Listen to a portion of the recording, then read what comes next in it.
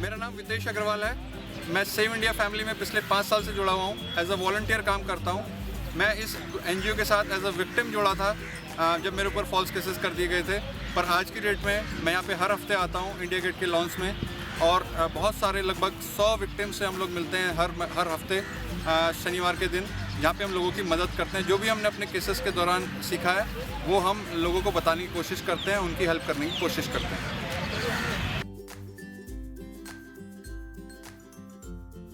नमस्कार। अभी हम भारत की आज़ादी की 69वीं सालगिरह मना के चुके हैं, पर क्या आज़ाद भारत में अभी भी आप जानते हैं अभी भी ऐसे कानून हैं जो कि लिंग भेद से ग्रस्त हैं और केवल वोट बैंक की राजनीति से उत्पन्न हुए हैं? जब हमारा फंडामेंटल राइट ही राइट टू इक्वालिटी है तो केवल महिला प्रधान कानून क्यों? आइए इस बारे में जानते हैं आम जनता की राय।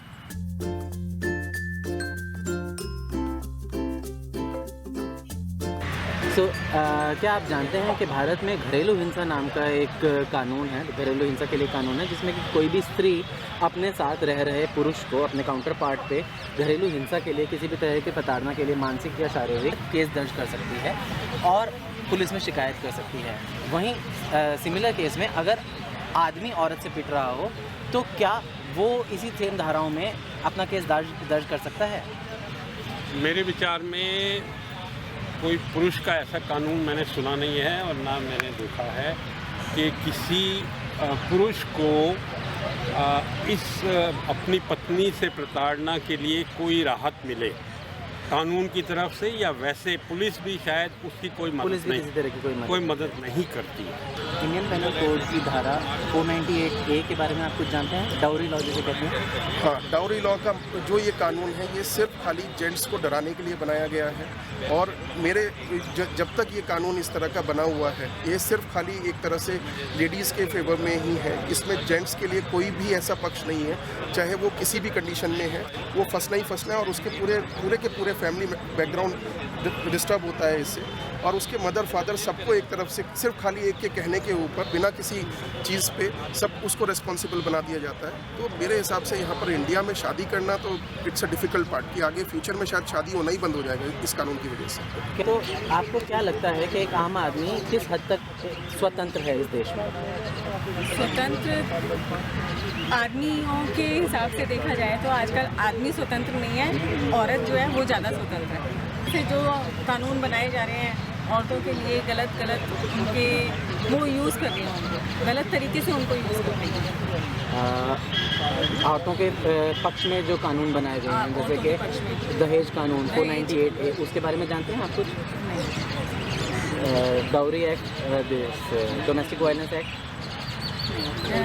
घरेलू हिंसा। हाँ, घरेलू हिंसा, लेकिन ये औरतों के लिए बना देते हैं उसके लिए, लेकिन जेंट्स के ऊपर क्या क्या बीतती है वो कोई नहीं देखता। अगर यही डोमेस्टिक वायलेंस अगर आदमी के साथ हो तो उसको क्या करना चाहिए?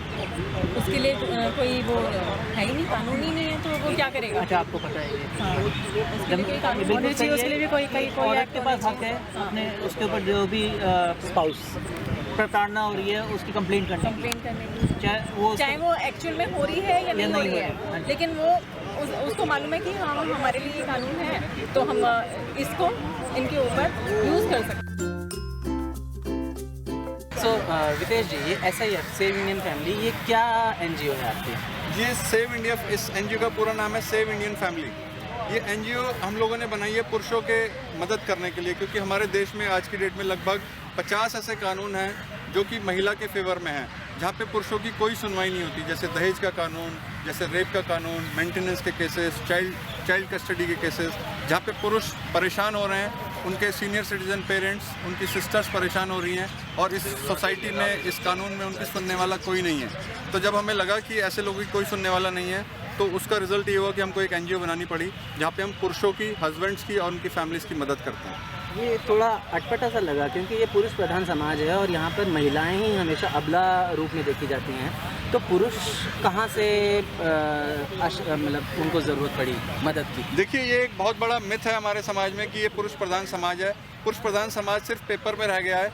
आज की डेट में इन कानूनों के चलते मैंने जो बताया कि 50 के लगभग ऐसे कानून हैं कि एक आम पुरुष का, एक आम लड़के का, एक आम हस्बैंड का अपने घर में जीना, एक सड़क पे चलना, ऑफिस में काम करना मुश्किल हो गया है। और अगर जो किसी केस में फंस जाता है, जो कि डेटा ये कहता है कि 98% केसेस झूठे होते हैं डाउरी के, 75% रेप के केसेस झूठे होते हैं, तकरीबन सारे ही sexual harassment at workplace के केसेस झूठे होते हैं।